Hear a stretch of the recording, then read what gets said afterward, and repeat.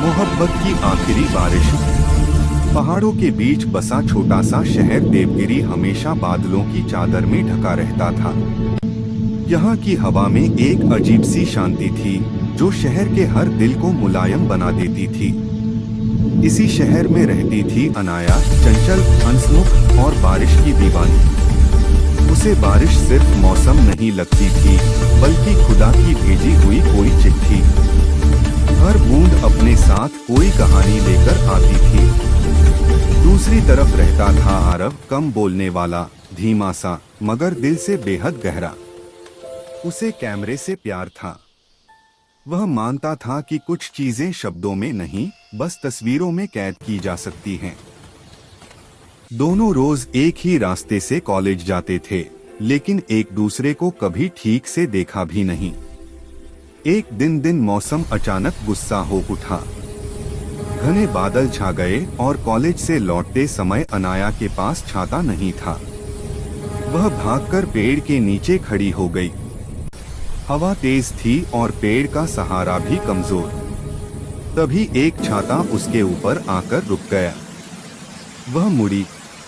आरव उसके बिल्कुल पास खड़ा था। तुम्हें बारिश बहुत पसंद है ना? आरव ने हल्की मुस्कान के साथ पूछा।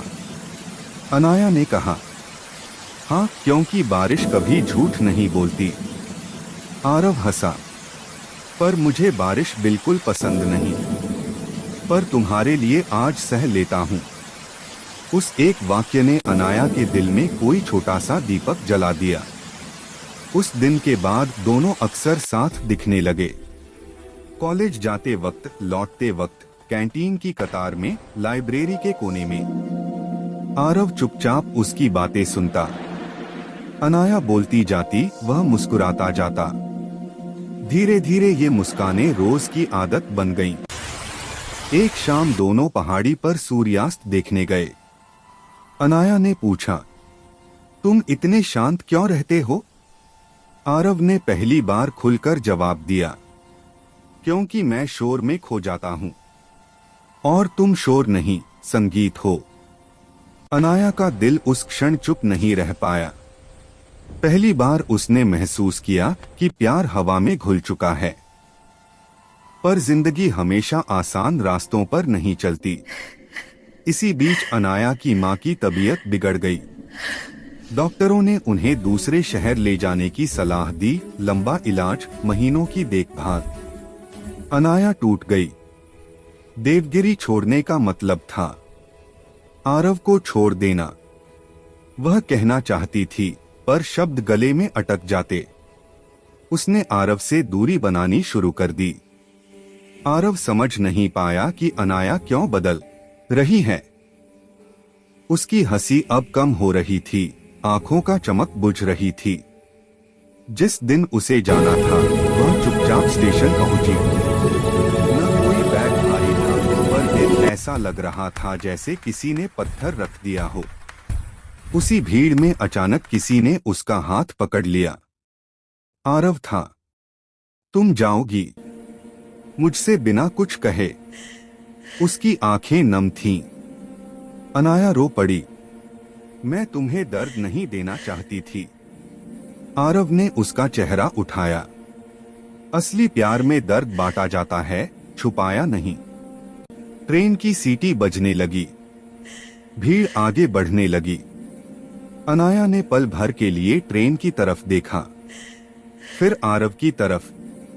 तभी बादल गरजे और बारिश शुरू हो गई। उसने कहा, बारिश ने हमेशा मुझे सही रास्ता दिखाया है। वह वापस मुड़ी, दौड़कर आरव के गले लग गई। ट्रेन चली गई, पर उनकी मोहब्बत वहीं रुक गई, हमेशा के लिए। 2 साल बाद देवगिरी में वही पुरानी पहाड़ी, वही बादल, वही मौसम। आरव अब एक प्रसिद्ध फोटोग्राफर बन चुका था, पर उसकी हर तस्वीर की कहानी अनाया ही थी। एक शाम वह पहाड़ी पर खड़ा बारिश में तस्वीरें ले रहा था कि अचानक उसके कैमरे के सामने एक हाथ आया। वह हाथ, वह कंगन, वह उंगलियों का वही स्पर्श। आरव की सांस रुक गई। वह अनाया थी।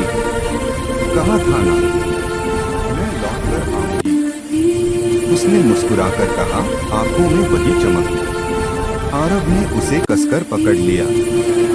बारिश चाहे जितनी भी दूर जाए, लौटकर यहीं आती है, ठीक तुम्हारी तरह।